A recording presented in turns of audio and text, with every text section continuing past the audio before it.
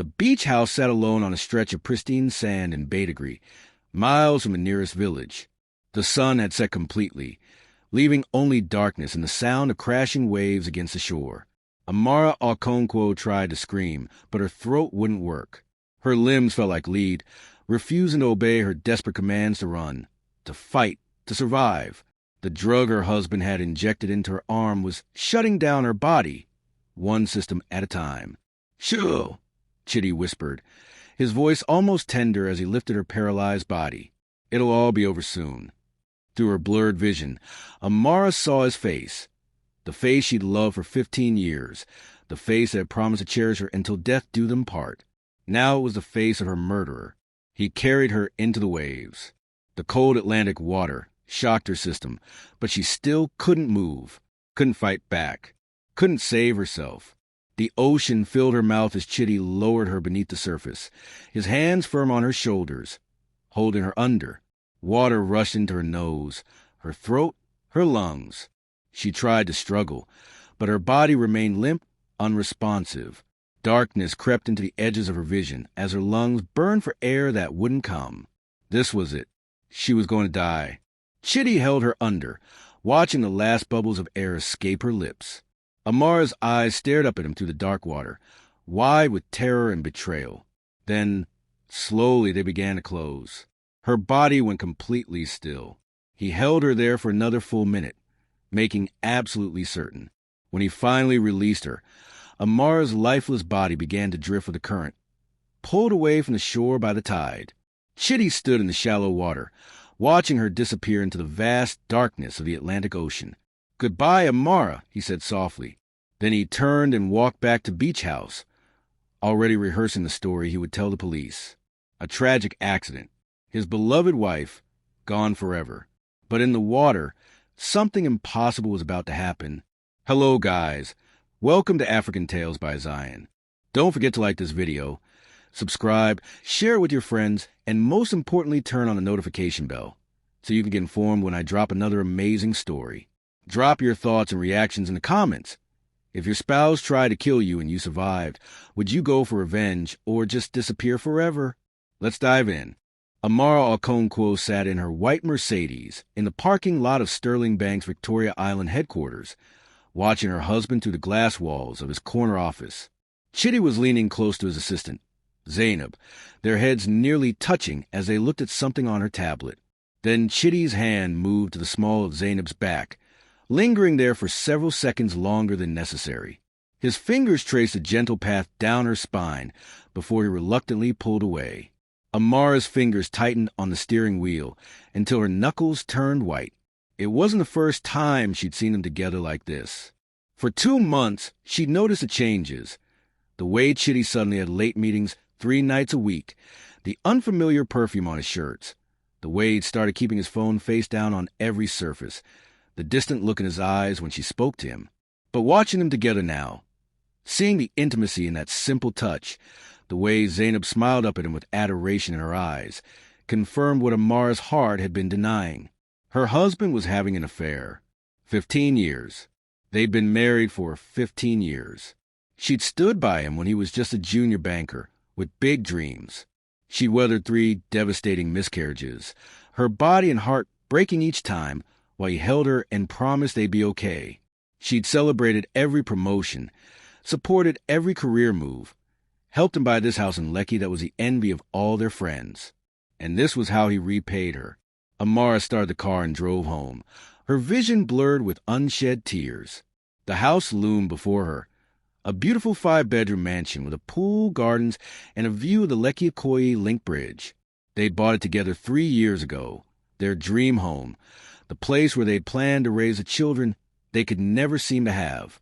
Now it felt like a mausoleum. She parked in the circular driveway and stepped out, her mind churning with questions. Should she confront him? Hire a private investigator to gather evidence? Call a divorce lawyer? How did you even begin to dismantle a life you'd spent 15 years building?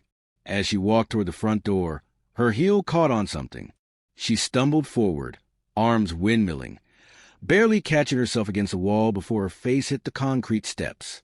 Her heart pounded as she looked down to see what had tripped her. One of the decorative stones lining their walkway had been moved out of place, positioned perfectly in the path she always took from her car to the door. It was angled just right to catch the heel of anyone wearing the kind of shoes she favored. Amara stared at the stone for a long moment. Then she looked around their property with new eyes, at the perfectly manicured lawn, the security cameras Chitty had insisted on installing last month, the tall fence that gave them privacy from their neighbors. She was being paranoid. She had to be. The stone had probably just been displaced by the gardener or by heavy rain. It didn't mean anything. But as she moved it back into place and continued inside, a cold feeling settled in her stomach that she couldn't quite shake. That night, Chitty came home at 11 o'clock. He kissed her cheek distractedly, his lips barely grazing her skin, and headed straight for the shower. Amara lay in their king-size bed, pretending to read a novel about a woman who'd murdered her cheating husband. The irony wasn't lost on her.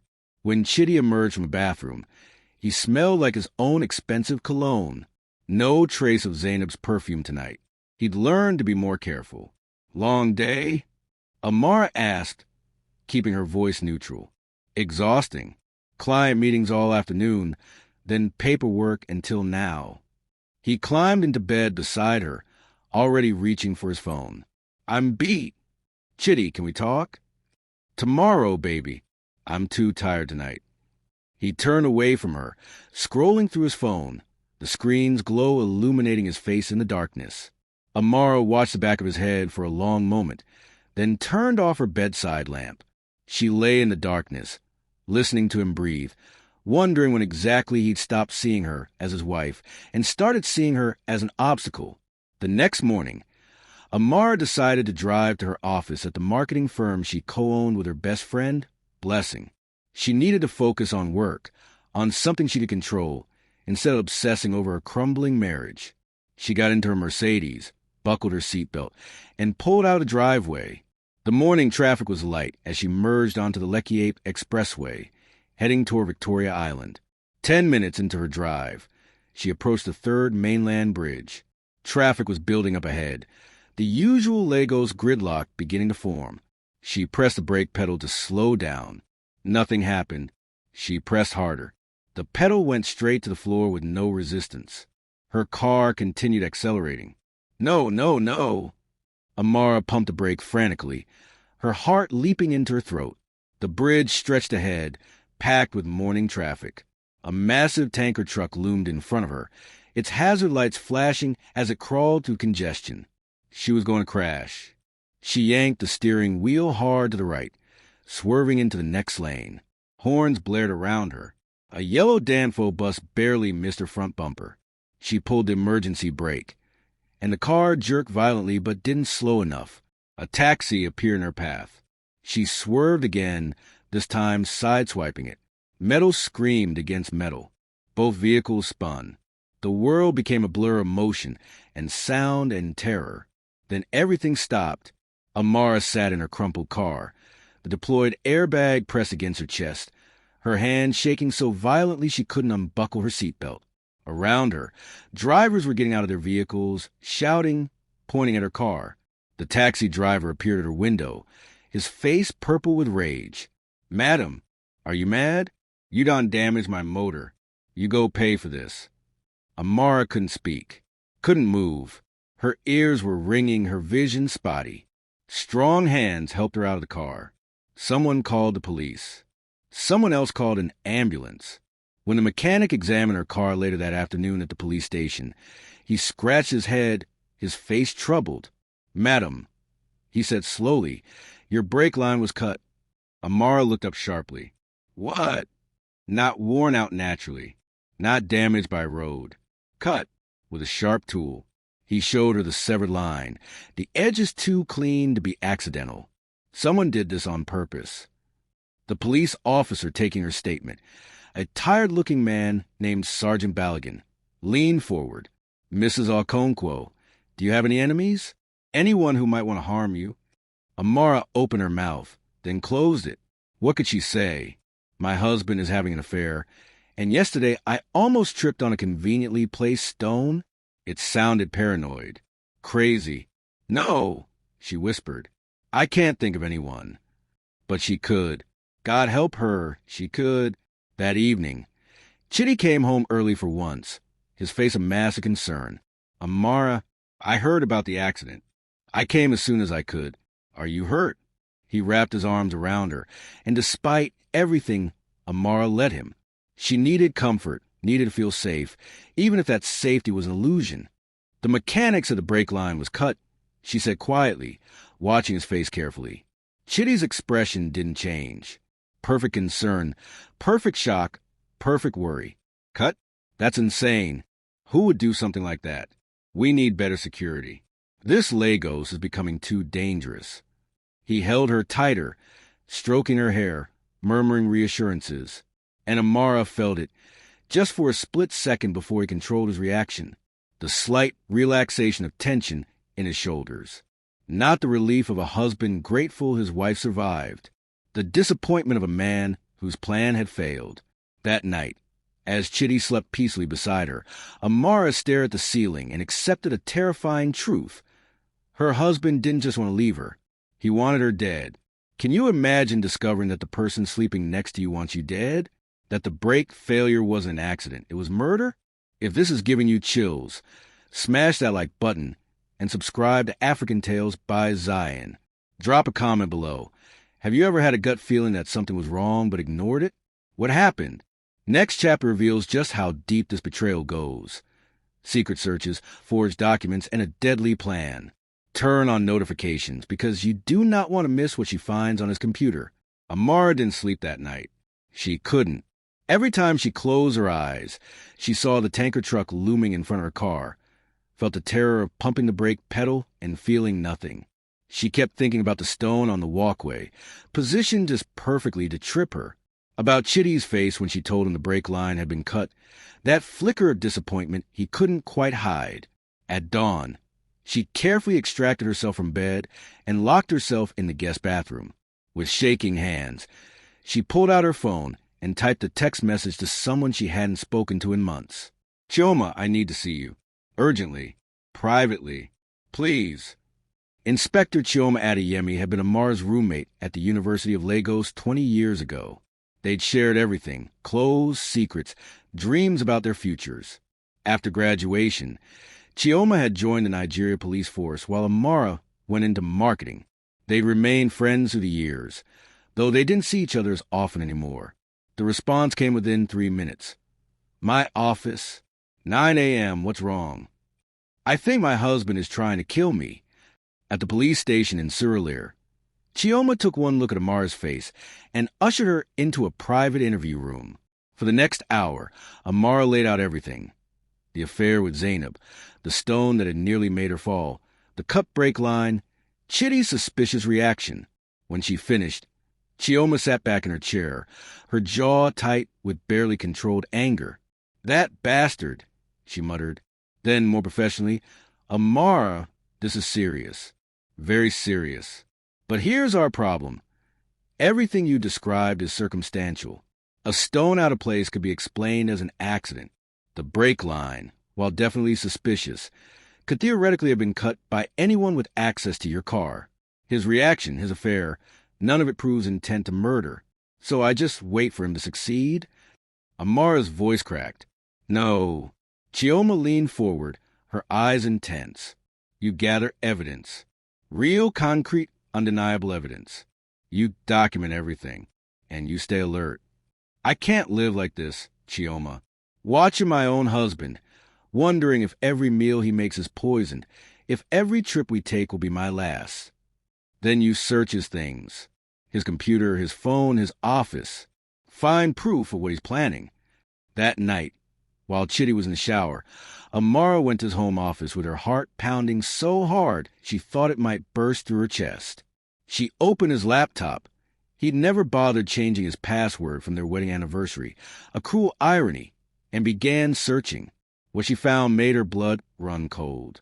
Browser history from the past month, untraceable poisons, how to stage an accidental death, drowning statistics in Nigeria, life insurance payout timeline, suspicious death investigation procedures. Amara's hands trembled as she scrolled through page after page of research. Her husband had been planning this methodically, carefully, learning how to kill her and get away with it. She found a folder buried deep in his documents titled 2024 Expenses. Inside were spreadsheets tracking their joint finances, with particular attention to their life insurance policies. That's when she noticed something that made her stomach drop. 3 months ago, Chitty had increased her life insurance policy from 2 million naira to 10 million naira. The signature on the documents looked like hers, but she'd never signed anything. He'd forged her signature. Amara grabbed a flash drive from the desk drawer and began copying everything. Her hands shook so badly she could barely control the mouse, but she managed to back up every incriminating file. Then she found his phone charging on the nightstand. She could hear the shower still running. She had maybe 2 minutes. She unlocked it. Another password he'd never changed, their old house number, and opened his messages with Zainab. The text made her want to vomit. Zainab, 2 months ago, how much longer, baby? I'm tired of sneaking around. I want to be with you properly. Chitty, soon, my love. Very soon. I'm handling everything. Just be patient. Zainab, handling what? Why can't you just divorce her? Chitty, divorce is too expensive. She'd take half of everything I've worked for. My way is better. Cleaner. Zainab, your way? Chitty, what are you planning? Chitty, don't worry about it. Just trust me. In a few months, we'll be together. You'll be Mrs. Okonkwo, and we'll have everything. The house, the money, the life we deserve. Zainab, 1 month ago, I love you so much. I can't wait to be your wife. Chitty, and I'll make you the happiest woman in Lagos. Just a little longer, baby, just a little longer. Amara screenshot every message, sent him to her own phone, then deleted the evidence from his sent messages. Her whole body was shaking now, tears streaming down her face that she furiously wiped away. The shower turned off. She quickly put the phone back, raced out of the room, and made it to the kitchen just as Chitty emerged from the bedroom in his robe. Hey, baby, he called out cheerfully. What are you doing up so late? Couldn't sleep, Amara said, her voice remarkably steady. Making tea. Want some? Sure. You know what? Let me make it for you. You've had such a stressful day with the accident. Let me take care of you. He moved into the kitchen, taking over. Amara watched him prepare 2 cups of tea, adding sugar and milk. He handed her 1 cup, kept the other for himself. They stood at the kitchen island, drinking their tea together like a normal married couple. Chitty chatted about his day at the bank, about upcoming plans for the weekend, about how glad he wished she hadn't been seriously hurt in the accident. All the while, Amara felt the weight of what she knew pressing down on her chest like a boulder. This man was planning to murder her. This man she loved, trusted, built a life with, and he was standing here, smiling at her, pretending everything was fine. The next morning, Amara returned to Chioma's office with her flash drive and screenshots. The inspector's face grew darker with each piece of evidence. When Amara finished her presentation, Chioma slammed her hand on the desk. We have him. This is attempted murder, conspiracy, fraud. But he hasn't actually succeeded yet, Amara interrupted. The break line could still theoretically be argued as someone else. Everything else is planning, not action. Chioma sighed heavily. You're right. A good lawyer could still create reasonable doubt. We need him caught in the act. We need undeniable proof. Our anniversary is in 3 weeks, Amara said quietly. He's been talking about taking me to our beach house in Badagry. Just the 2 of us. No staff, no security. Just us in the ocean. The 2 women locked eyes. That's when he'll do it, Chioma said. I know. We can arrest him before. No. Amara's voice was firm. We need proof that will put him away forever. I want him to try. I want him caught red-handed. And then I want him to rot in prison for the rest of his life. Chioma studied her old friend. This is dangerous, Amara. Extremely dangerous. I'll wear a wire. You'll have a team nearby. At the first sign of trouble, you move in. And if we're not fast enough, Amara met her eyes steadily. Then make sure you get justice for me. Make sure he pays. Over the next 3 weeks, Amara lived a double life. By day, She was a loving wife, smiling at Chitty's jokes, letting him make her meals, which she secretly disposed of when he wasn't looking, enthusiastically agreeing to the anniversary trip to Betagree. By night, she was a woman preparing for war. She backed up every file, every message, every piece of evidence to 3 separate cloud drives. She wrote a detailed account of everything Chitty had done, sealed it in an envelope, and gave it to Chioma with instructions to open it if anything happened to her. She also began exercising more, swimming laps in their pool every morning. If Chitty was planning to drown her, she would be as prepared as possible. 3 days before the anniversary trip, Chioma showed her the wire. "It looks like a pendant on a necklace," the inspector explained. "Keep it on at all times. We'll be monitoring from 2 kilometers away. If you say the code word, remember, we'll move in immediately. Don't hesitate. Amara, the moment you feel unsafe, say it. What if he moves too fast? What if I don't have time?" Chioma gripped her shoulders. "Then you fight like hell. You run. You survive. Whatever it takes." The morning of their anniversary, Chitty loaded their bags into his Range Rover with a smile that didn't reach his eyes. He was nervous, Amara realized. Excited, even. This was it. His big moment, the culmination of months of planning. "Ready for our romantic getaway?" he asked, kissing her cheek. Amara touched the pendant at her throat. Her lifeline, her connection to help, her last chance at survival. "Ready," she said, as they drove toward Betagree, toward the isolated beach house where her husband planned to end her life. Amara made herself a promise. She would survive this. She would see him pay for what he'd done, and she would live to tell the story, whatever it took. Oh my God, he's been researching how to stage an accidental death and planning to drown her for insurance money? This man is pure evil. If you're as shocked as I am, like this video right now and subscribe to AfricanTales by Zion. Comment below. Would you walk into a trap to catch your killer, or would you just run away? Share this video with someone who loves revenge stories. Next chapter is where she walks straight into his death trap, and what happens next is absolutely terrifying. Hit that notification bell, because the next chapter will have you on the edge of your seat. The beach house appeared in the distance as they drove down the dusty road. A weathered white building perched on the edge of the Atlantic, isolated and beautiful in the fading afternoon light. They bought it 5 years ago as an investment, a weekend escape from Lagos's chaos. Amara had loved it then. Now it looked like a tomb. Chitty parked the Range Rover and stepped out, stretching his arms above his head. Ah, the peace and quiet, just what we needed. He smiled at her, that charming smile that had made her fall in love with him 17 years ago. Just you, me, and the ocean. No neighbors within sight. No security cameras. No witnesses except the endless water. The perfect murder scene. Amara climbed out of the car, her hand instinctively go to the pendant at her throat. Somewhere 2 kilometers away, Chioma and her team were listening to every word. Help was close. She just needed to stay alive long enough for it to arrive. "Let me get the bags," Chitty said, already moving to the trunk. "You go inside, get comfortable. I'll handle everything." Inside, the house smelled of salt and disuse. Dust motes danced in the sunlight, streaming through the windows. Amara walked through the living room, the kitchen, the bedroom they used to share with passion and laughter. Everything looked the same as it always had, but everything was different. She heard Chitty moving around outside, unloading bags, locking the car, taking his time, planning his next move. Amara positioned herself near the bedroom window where she could see him. She watched as he opened his travel bag and pulled out a small case, the kind used for medications. He glanced toward the house, checking to make sure she wasn't watching. Then he opened the case and removed a small vial and a syringe.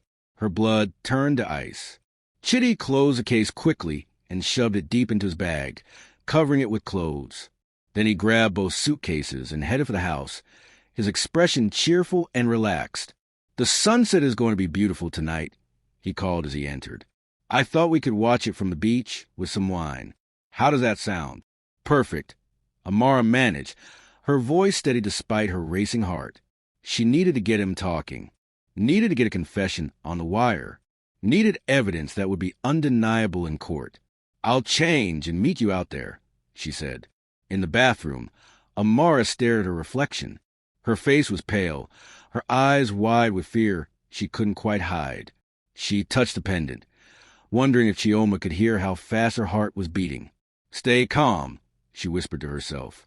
"Stay smart. Stay alive." When she emerged, Chitty was on a veranda, pouring wine into 2 glasses from a bottle they bought on their honeymoon. The sun was beginning its descent, painting the sky in brilliant oranges and purples. Amara watched in the doorway as he pulled out a small vial, the same one she'd seen him hide, and emptied it into one of the glasses. Her glass. He swirled it gently, mixing the liquid, then set it aside and picked up the other.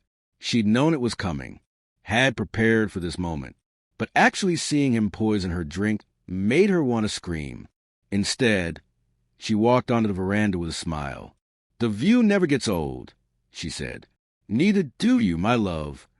Chitty handed her the poison wine. "To us. To 15 years together. To us," Amara echoed, but didn't drink. They stood at the railing, looking out at the ocean. Chitty sipped his wine, watching her expectantly.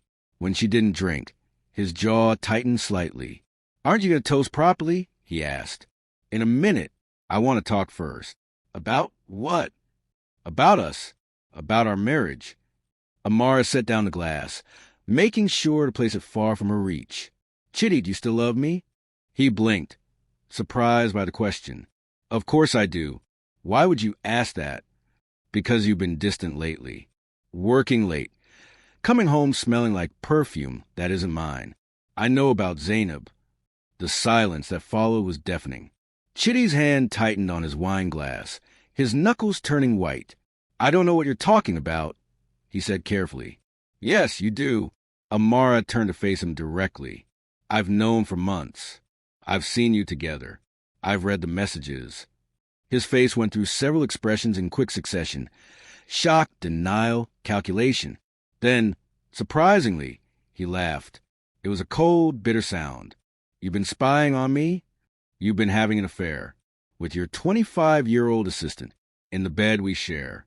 In the house we bought together." Her voice remained steady. "So yes, I've been paying attention." Chitty set down his glass and crossed his arms. "Fine. You want the truth?" "Yes, I'm in love with Zainab. She makes me happy in ways you haven't in years." The word still hurt, even though Amara had known they were coming. "Then why not just ask for a divorce?" she asked. This was it, the question that would hopefully make him reveal his real plan. Why all the secrecy? "A divorce?" Chitty laughed again. "And give you half of everything I've worked for? Half the house, half my savings, half my investments? No, absolutely not." "So what's your solution?" Amara's hand moved subtly toward her pendant. "What's your plan, Chitty?" He studied her for a long moment. The sun was sinking lower now, casting long shadows across the veranda. In the fading light, his face looked different, harder, crueler, like a stranger wearing her husband's skin. "My solution," he said quietly, "is that you're going to have a tragic accident. Tonight, you'll have too much to drink, go for a walk on the beach, and drown in the ocean. It happens all the time. The currents here are dangerous. Everyone knows that."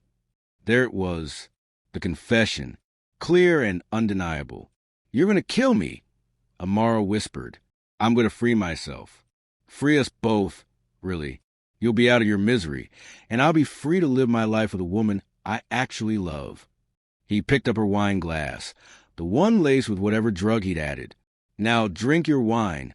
Amara, let's not make this harder than it needs to be. And if I refuse?" His expression hardened. "Then I'll force it down your throat. Either way, you're drinking it. The only question is how difficult you want to make this." Amara's mind raced.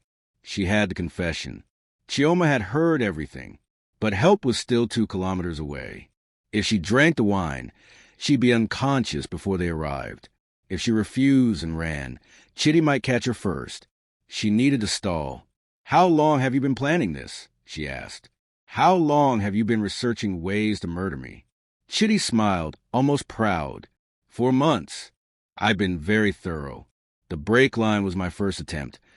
Would have been quick and clean if you hadn't been such a good driver. The stone on the walkway was subtle, could have resulted in a fatal fall. But this, he held up the wine glass. This is foolproof. You'll drink this, pass out, I'll carry you into the ocean, and by morning you'll be gone. Fish food. And then what? You marry Zainab and live happily ever after with my life insurance money. 10 million naira, plus this house, our home in Lekki, all the investments. Yes, Amara, I'm going to live very well. Amara looked at the man she'd loved for 15 years and felt something inside her break and reform into something harder, colder, more determined. Remember, she said clearly, touching her pendant, the code word. Remember when you promised to love and cherish me? Remember when you promised to be faithful? Chitty's face twisted with impatience. Enough talking. He lunged forward, grabbing her arm with his free hand, while trying to force the wine glass to her lips with the other. Amara fought back, twisting away, knocking the glass from his hand. It shattered on the veranda floor, wine and poison mixing with broken glass. You bitch! Chitty snarled. You stupid, stubborn bitch. He reached into his pocket and pulled out the syringe, the same one she'd seen him prepare earlier. Fine, we'll do this the hard way. Amara screamed and ran for the door, but Chitty was faster. He caught her by her hair, yanking her backward. The pendant ripped from her neck, flying across the veranda and disappearing into the sand below. The wire was gone. Chioma couldn't hear her anymore. She was alone with her murderer, and help was still minutes away. Chitty dragged her down the veranda steps, toward the beach. Amara screamed, fought, scratched at his face with her nails, drawing blood. But he was stronger, fueled by desperation and rage. You could have made this easy, he shouted, struggling to hold her still while uncapping the syringe with his teeth. You could have just drunk the wine. Help! Amara screamed toward the empty beach. Someone help me. There's no one here, Chitty hissed. Just you, me, and the ocean that's about to become your grave. He pinned her arm and plunged a needle into her flesh. Amara felt the drug enter her bloodstream like liquid fire. Almost immediately, her muscles began to weaken. Her screams turned to whimpers. Her struggles became feeble, uncoordinated. That's better, Chitty panted, still holding her as the drug took effect. Much better. Amara's vision blurred. Her arms went limp. Her legs wouldn't support her weight anymore. She collapsed against him, her body betraying her even as her mind screamed at her to fight, to run, to survive. Through the fog descending over her thoughts, she heard sirens in the distance. Chioma was coming. Help was coming. But it was too late. Chitty lifted her paralyzed body easily, carrying her toward the water. Don't worry, my dear wife. It'll all be over soon. You won't feel a thing. The cold Atlantic rushed up to meet them. Amara tried to scream, but no sound came out.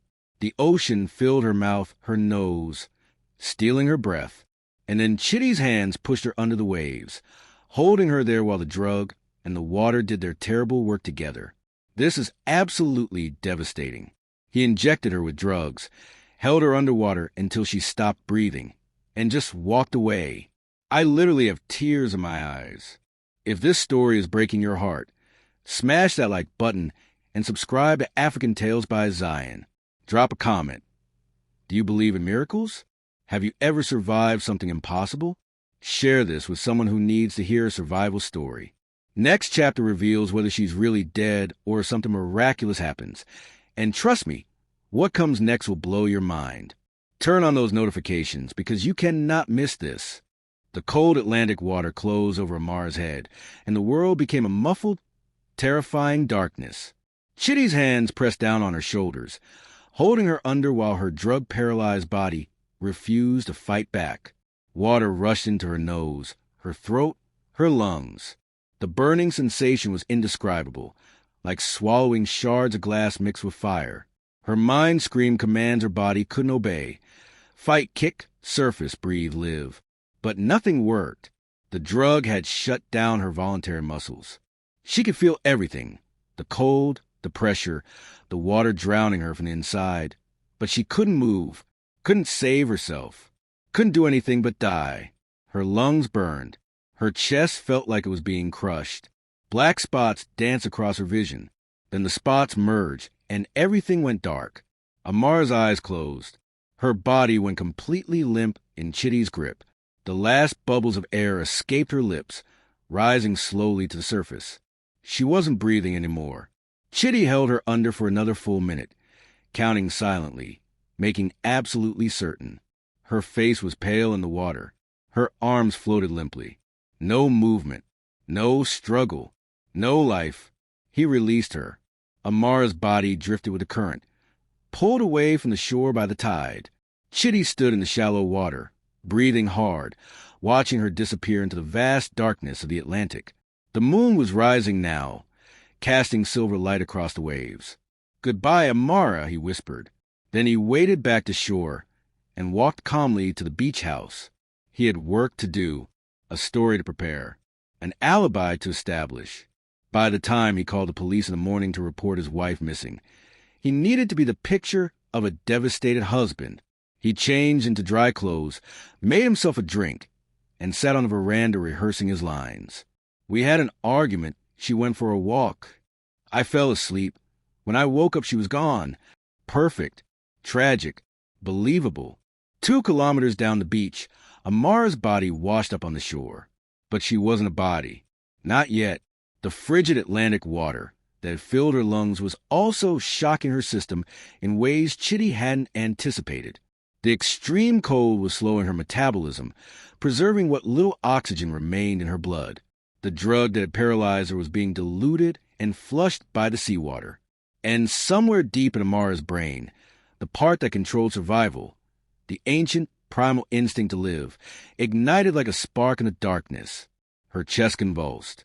Once, twice, water erupted from her mouth and nose as her body expelled the ocean from her lungs. She coughed violently, choking, gasping, her lungs burning as they desperately pulled in air. Her eyes snapped open. She was alive. Amara lay on her side in the shallow water at the edge of the beach, coughing up seawater and bile, her whole body shaking violently from cold and shock. Her arms responded sluggishly to her commands. The drug was wearing off, but slowly, too slowly. She tried to stand and collapsed. Tried again and made it to her hands and knees, swaying dangerously. Her vision kept blurring and clearing through the fog in her mind. One thought crystallized. Chitty thinks I'm dead. If I go back, he'll finish the job. She had to run, had to hide, had to survive. Amara crawled forward to the sand, away from the beach house, away from her would-be murderer. Every movement was agony. Her lungs felt like they were full of broken glass.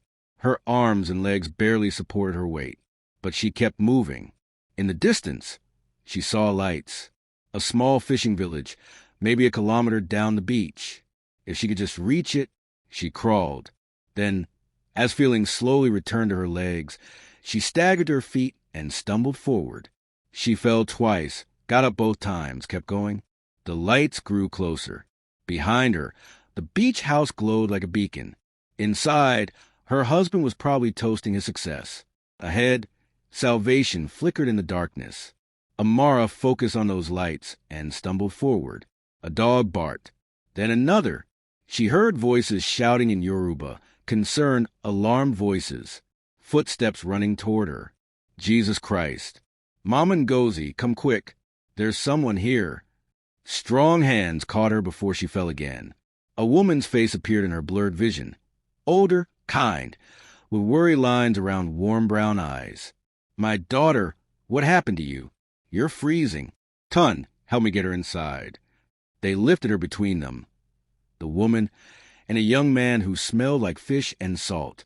They carried her into a small house that smelled like cooking oil and wood smoke. Gentle hands stripped off her wet clothes, wrapped her in blankets, rubbed warmth back into her limbs. "She's barely breathing, Mama." The young man said, "Should I call for help?" "No." The word came out as a croak from Amara's throat. She grabbed the woman's arm with what little strength she had. "No police. No hospital. Please." Mama Ngozi studied her face. In her eyes, Amara saw wisdom earned through years of life, of seeing things, of understanding what wasn't being said. "Someone tried to hurt you," she said quietly. It wasn't a question. Amara nodded, tears streaming down her face. "And if we call the police, that someone will know you survived." Another nod. Mama Ngozi looked at her son. "Ton, go get the herbs from the kitchen, the ones for fever and the lungs, and bring hot water. Move." Over the next 3 days, Amara drifted in and out of consciousness. Sometimes she woke screaming, feeling Chitty's hands pushing her under the water. Sometimes she woke coughing, convinced she was still drowning. And sometimes she woke to find Mama Ngozi sitting beside her, humming old Yoruba songs and wiping her forehead with cool cloths. The older woman asked no questions, just healed and hummed and waited. On the 4th day, Amara woke feeling almost human. Her lungs still hurt, but she could breathe without pain. Her limbs responded properly to her commands. The fog had lifted from her mind. She sat up slowly and found Mama Ngozi preparing breakfast, yam porridge that smelled like heaven. "Thank you," Amara said. Her voice was still hoarse, damaged by the seawater. "Thank you for saving my life. You saved your own life, my daughter. I just gave you a safe place to do it." Mama Ngozi brought her a bowl of porridge. "Now, are you ready to tell me what happened?" And Amara did. She told her everything. The affair, the murder attempts, the cut-break line, the poisoned wine, being held underwater until she died, being left for dead in the ocean. When she finished, Mama Ngozi's face was hard as stone. "Your husband needs to be in prison," she said flatly. "He will be, but I need your help." Amara pulled out her phone, waterlogged and useless. "I need to contact someone. Inspector Chioma Adeyemi. She was supposed to rescue me, but my wire came off before she could hear where I was." Tunned, Mama Ngozi called. Her son appeared in the doorway. "Give this woman your phone. And tell no one, absolutely no one, that she's here. Understand?" Using Tun's ancient Nokia phone, Amara called Chioma. The inspector answered on the first ring, her voice frantic. "Hello? Who is this?" "Chioma, it's me." A sharp intake of breath. "Amara? Oh my God, where are you? We've been searching everywhere. The wire cut out. We moved him, but you were gone. There was blood on the beach, we thought. He tried to drown me. He did drown me, but I survived." Amara's voice shook. "I washed up on a beach near a fishing village. A woman named Mama Ngozi saved my life. Give me your location. I'll send a team." "No, not yet." Amara took a deep breath. "I need you to do something for me first. I need you to let Chitty think he succeeded." There was a long silence on the other end. "Amara, what are you planning?" "Justice," she said simply. "Real, public, undeniable justice." "How long has it been since that night?" "For days. We've been running the investigation as a missing person case. Chitty filed a report yesterday morning, claiming you went for a walk and never came back. He's playing the grieving husband perfectly, even crying for the cameras. Rage and something darker burned in Amara's chest. Good. Let him keep playing. I need time to recover, time to gather my strength. And then," she paused, "then I'm going to come back from the dead." Over the next 2 months, while the world believed Amara Okonkwo had drowned in a tragic accident off the coast of Badagry, she stayed hidden in Mama Ngozi's small house. She recovered slowly, her lungs healing, her strength returning, her body mending from the trauma of nearly dying. Chioma visited her in secret every week, bringing updates and evidence. "The search has been officially called off," the inspector reported during one visit. "Your body was never found, so there's no death certificate yet, but everyone assumes you're dead. Chitty collected the life insurance payout last week, 10 million naira, and Zainab moved into your house in Lekki 3 weeks ago. They're not even hiding it anymore. There are photos of them all over social media, dinners at expensive restaurants, shopping trips, a weekend in Dubai. He's living his best life on your insurance money." Amara absorbed this information with cold fury. Good. Let him celebrate. Let him think he won. What are you waiting for? Chioma asked. Amara smiled, a smile with no warmth in it, for the perfect moment, for the time when his downfall will be most public, most humiliating, most complete. That moment came 2 weeks later, when Chioma brought an envelope to Mama Ngozi's house. You're not going to believe this, the inspector said, handing it to Amara. Inside was a wedding invitation. Elegant cream cardstock with gold lettering. Mr. Chidi Okonkwo and Miss Zainab Hassan cordially invite you to celebrate their union in holy matrimony at the Oriental Hotel, Lagos. Amara stared at the invitation for a long moment. Then she started laughing. It was a harsh, bitter sound that made Mama Ngozi look worried. He's marrying her, Amara said, 4 months after accidentally drowning his wife. He's marrying his mistress at the most prestigious venue in Lagos. The audacity, Chioma muttered. No. Amara stood up, the invitation clutched in her hand. The perfect opportunity. This is it, Chioma. This is when I come back. At the wedding? At the wedding. In front of everyone. All his friends, his family, his colleagues. Everyone who believed his lies, who mourned with him, who congratulated him on moving forward so quickly. Her eyes were hard. I'm going to walk down that aisle and destroy him. Over the next 3 weeks, they planned every detail. Chioma gathered all the evidence.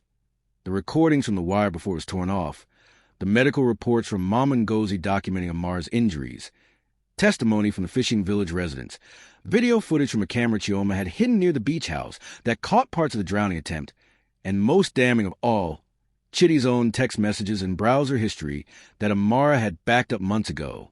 We have everything we need for an airtight case, Chioma confirmed. Attempted murder, insurance fraud, conspiracy. He'll spend the rest of his life in prison. And Zainab, accessory after the fact, possibly. She claimed she didn't know about the murder attempt, thought you really died in an accident. We're still investigating her involvement. The night before the wedding, Amara stood in front of a mirror at Chioma's house, barely recognizing herself. She'd lost weight during her recovery. Her face was thinner, harder. Her eyes held shadows that hadn't been there before. She'd died and come back. She'd survived the impossible. And tomorrow, she would make sure the world knew it. Are you ready for this? Chioma asked. Amara touched her throat where the pendant had once hung, remembering the moment it was torn away, the moment she'd been left truly alone with her murderer. I've been dead for 4 months, she said. Tomorrow I rise from the grave. She's alive. The ocean actually saved her. This is the most incredible survival story I've ever told. If you're screaming yes right now, like this video and subscribe to African Tales by Zion. Comment below. What would you do if you survive your own murder? Get revenge or disappear forever? And guys, he's already spending her insurance money and planning to marry his mistress. Share this video because everyone needs to see what happens next. Next chapter is a final showdown. The ghost bride returns for revenge at his wedding. Turn on notifications because the ending is absolutely epic and you do not want to miss it. The Oriental Hotel's garden pavilion sparkled under the Lagos sun. 300 guests filled the elegant white chairs, their phones raised to capture every moment of what everyone was calling the wedding of the year. White roses and gold ribbons adorned every surface. A live band played soft jazz as guests mingled and took selfies. At the altar, Chidi Okonkwo stood resplendent in a custom-made burgundy agbada with gold embroidery. Next to him, Zainab glowed in a white mermaid gown that probably cost more than most people's cars. The dress Amara's life insurance money had bought. Inspector Chioma sat in the back row, her badge hidden but her team strategically positioned around the venue. She'd already briefed the hotel security, who'd been surprisingly cooperative once they understood what was about to happen. The music swelled. The pastor took his position at the altar. Zainab's bridesmaids began their processional walk. 2 kilometers away, in Chioma's car, Amara adjusted her white dress. Not a wedding dress. Something simpler, more ethereal. The kind of dress that would catch the light and make her look almost translucent, almost like a ghost. Last chance to back out, Chioma said from the driver's seat. We can arrest him quietly. Avoid the spectacle. No. Amara's voice was steel. He killed me in front of an empty beach. I'm coming back in front of everyone he knows. They pulled up to a side entrance of the hotel. Amara took a deep breath, touching the new pendant at her throat. Not a wire this time, just a simple silver chain Mama Ngozi had given her for courage. For strength, my daughter, the older woman had said. For remembering that you survived. Amara stepped out of the car and made her way through the hotel, her heart pounding. She could hear the ceremony beginning, the pastor's voice carrying through the sound system. Dearly beloved, we are gathered here today to witness the union of Chitty and Zainab in holy matrimony. She reached the entrance to the garden pavilion. Through the doorway, she could see Chitty's back, see Zainab smiling up at him, see 300 people watching the happy couple. Her hand tightened on the doorframe. This was it, the moment she'd been planning for months, the moment her death had been leading to. If anyone here has reason why these two should not be joined in marriage, the pastor intoned, speak now or forever hold your peace. Amara pushed open the door and stepped into the sunlight. For a moment, nobody noticed. Then a woman near the back gasped. Her phone clattered to the ground. The gasp rippled through the crowd like a wave. Heads turned. More phones dropped. Someone screamed. Amara walked down the aisle. She moved slowly, deliberately, her white dress catching the afternoon sun. She kept her eyes fixed on Chitty's back, watching as he turned to see what the commotion was about. Their eyes met. The color drained from Chitty's face. So fast, he looked like he might faint. His mouth opened and closed, but no sound came out. His knees buckled slightly, and he grabbed the altar to steady himself. No, he whispered. Then louder, no, no, you're dead. You're dead. He stopped himself, but it was too late. 300 phones were recording every word. Amara stopped 10 feet from the altar, close enough for everyone to see her clearly, close enough for Chitty to see the scar on her temple from where she'd hit the rocks, close enough for him to see that she was real, solid, alive. Hello, husband, she said, her voice carrying across the silent garden. Surprised to see me? Zainab let out a shriek and stumbled backward, her bouquet falling to the ground. What? Who? Chitty, who is this? His wife, Amara said calmly. The one he murdered 4 months ago. Or tried to, anyway. The crowd erupted in chaos. People stood up, pushing forward for a better view. The cameraman hired to film the wedding kept his camera rolling, capturing everything. Social media posts started flying. Chitty's dead wife just showed up at his wedding. Ghost bride crashes Lego's wedding. OMG, you guys, this is insane. Chitty was shaking his head frantically. You were dead. I felt you stop breathing. You were gone. The police searched. You were dead. Yes, Amara said. I did stop breathing. You held me underwater until my lungs filled and my heart nearly stopped. You left me to drown, watched my body drift away, and went back to the beach house to celebrate. She's lying. Zainab shrieked. This is insane. Chitty would never. There's video, Inspector Chioma announced, standing up and making her way to the altar, her badge now visible. For uniformed officers followed her. We have footage of the entire incident. We have medical reports. We have his browser history, researching how to commit the perfect murder. We have his text messages with you, Miss Hassan, discussing when he'd be free to marry you. We have everything. The crowd's murmur grew louder. Chitty's mother collapsed in her seat, being fanned by relatives. His colleagues from the bank were recording everything, their faces shocked. Chitty Okonkwo, Chioma said formally, you are under arrest for the attempted murder of your wife, Amara Okonkwo, for insurance fraud and for conspiracy to commit murder. No! Chitty shouted. His composure had completely shattered. She was supposed to be dead. I made sure. I held her under until she stopped moving. He realized what he'd said and clamped his mouth shut, but it was too late. 300 witnesses, dozens of recording phones, a professional videographer, all of it captured. The officers moved in, pulling out handcuffs. Chitty tried to run, but there was nowhere to go. They caught him before he made it 3 steps. forcing his arms behind his back. "You were dead," he kept saying, his voice breaking. "You were dead. How are you alive?" Amara stepped closer, looking into the eyes of the man who'd once promised to love and cherish her, the man who'd tried to kill her for money and a younger woman. "The ocean you meant to be my grave saved me," she said quietly. "The cold water shocked my system back to life. The current carried me to people who cared whether I lived or died. And for 4 months, I've been waiting, recovering, gathering evidence, waiting for this exact moment." She turned to address the crowd, many of whom had tears streaming down their faces. "This man tried to murder me," she said, her voice strong and clear. Not in a moment of passion or anger, but with careful, calculated planning. "He cut my brake lines, hoping I'd crash. He increased my life insurance and forged my signature. He researched untraceable poisons. And finally, he drugged me, carried me into the ocean, and held me underwater until I stopped breathing.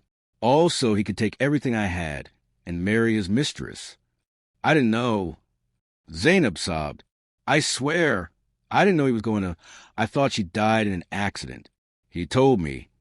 "He told you what you wanted to hear," Amara interrupted, "that I was gone and you could take my place. Whether you knew the details or not, you knew he was married. You knew you were helping him betray his vows. You knew you were moving into a dead woman's house." The officers were leading Chitty away now. As he passed Amara, he looked at her one last time. "I loved you once," he said quietly. "No," Amara replied. "You love what I represented. Stability, respectability, a beautiful home and a woman who made you look good. But love doesn't research ways to kill someone. Love doesn't drown someone and leave them for dead. You don't know what love is, Chitty, but you're about to learn what justice feels like." As the policeman pulled away with Chitty inside, the crowd erupted. Some were applauding, actually applauding Amara's survival and courage. Others were crying. Most were frantically posting to social media, the story already going viral across Nigeria. Mama Ngozi appeared from the crowd where she'd been sitting disguised as a regular guest. She embraced Amara tightly. "You did it, my daughter. You survived and you won." "I couldn't have done it without you," Amara said, her voice thick with emotion. "You saved my life. You saved your own life. I just gave you a safe place to heal." Mama Ngozi wiped tears from Amara's face. "Now, what will you do?" Amara looked around the ruined wedding, the scattered roses, the abandoned altar, the stunned guests still recording. Zainab was being questioned by officers in the corner, crying hysterically. The life Chitty had tried to build on Amara's grave was destroyed. "Now!" Amara took a deep breath, feeling truly free for the first time in months. "Now I reclaim everything he tried to take. My home, my business, my name, my life. All of it." A young woman approached, maybe 23, with admiration shining in her eyes. "Mrs. Okonkwo, I just wanted to say you're amazing. What you did today, coming back to expose him, you're a hero." Amara smiled gently. "I'm not a hero. I'm just a woman who refused to stay dead." Over the next days and weeks, Amara's story exploded across Nigerian media. "Ghost Bride exposes husband's murder plot," read the headlines. The video from the wedding went viral internationally, viewed millions of times. Women reached out to her from everywhere, some sharing their own stories of abuse and survival, others simply thanking her for her courage. Chitty's trial was swift. With the overwhelming evidence, the video, the medical reports, his own recorded confession, his lawyer advised him to plead guilty in exchange for a slightly reduced sentence. He was sentenced to 25 years in prison for attempted murder and fraud. Zainab was charged as an accessory after the fact for knowingly spending the insurance money and moving into the house, though her sentence was lighter, 3 years, with most of it suspended since she cooperated with investigators. Amara stood in the courtroom when the verdict was read, Mama Ngozi on one side and Inspector Chioma on the other. She felt no triumph, no joy, just a deep, quiet satisfaction that justice had been served. After the trial, she returned to her house in Lekki, her house now, legally and completely hers.